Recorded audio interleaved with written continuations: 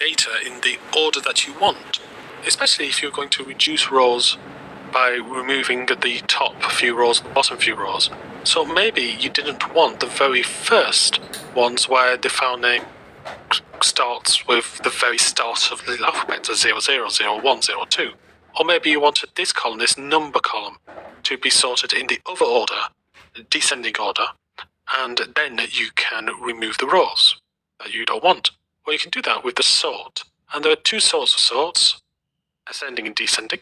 Fairly obvious, so I'll put that. And notice I've highlighted a step, but I actually want it as a end step, so I'll highlight the last step and click on Z to A, so that sorted the rows by order descending. Alternatively, I could sort them by ascending. So I can use the sorts here, or I can use the sort over here with these little arrows. Now, while I'm talking about sorting, I can also talk about filtering. Now, filtering, we've had a look at removing certain rows. That's what filtering does, but in a more versatile way. Suppose I didn't want any of the files which have got .m4b, or maybe I didn't want any of those which are .wma.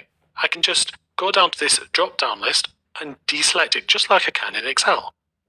So here you can see it has filtered the number of rows, and now we're down to a much smaller amount of rows, 190 it looks like. Now, unlike Excel, I can't then easily unfilter the rows. It may look like I'm able to do so. So here I'm just filtering and getting 190 rows, and then I can unfilter.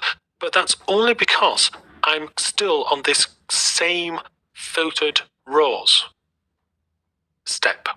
So using tables.select rows. If I go to something else, like for instance I sort descending, and now go back into this filtered rows, our .wma option is no longer there. We've moved beyond that. We have done something else. So whilst you can unfilter immediately, as in the sense of correcting your current filter, you can't then go back in a later step and unfilter what you have filtered. So notice also how this is displayed in M. Table.select rows, the previous step, and then E, so for each row where the file extension is not equal to .wma. So if I was just to highlight M4b, then it would say where the file extension is equal to M4b. So this allows you to do a little bit maybe of formula manipulation.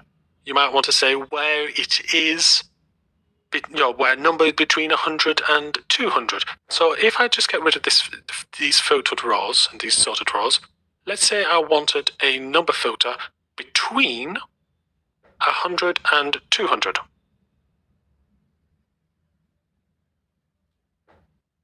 Okay, that's fine. We can do that. And you'll also notice there's an advanced option where you could say is greater than 100 and is less than 100, and where another column is equal to something else, and or. So it's quite a versatile filter. But notice how this is being displayed, where the number is greater than or equal to 100 and where it's less than or equal to 200. So you could extend it, and where is not equal to 101.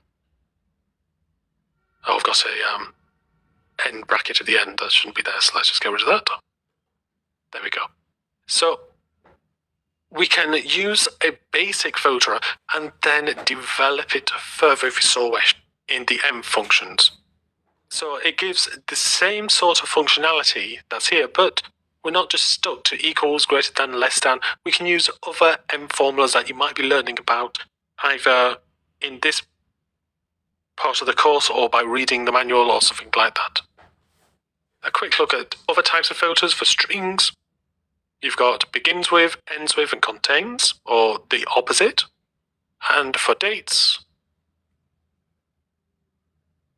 you've got particular ranges, most of which are probably more useful if you're looking at current data. So when we get to the date functions in transform, which we'll be using a data source which uses current date data, and so we'll be able to use these filters. So sorting and filtering, just like what you can do in Excel, but bear in mind that once you've filtered and you've gone on to another step, you can't then unfilter.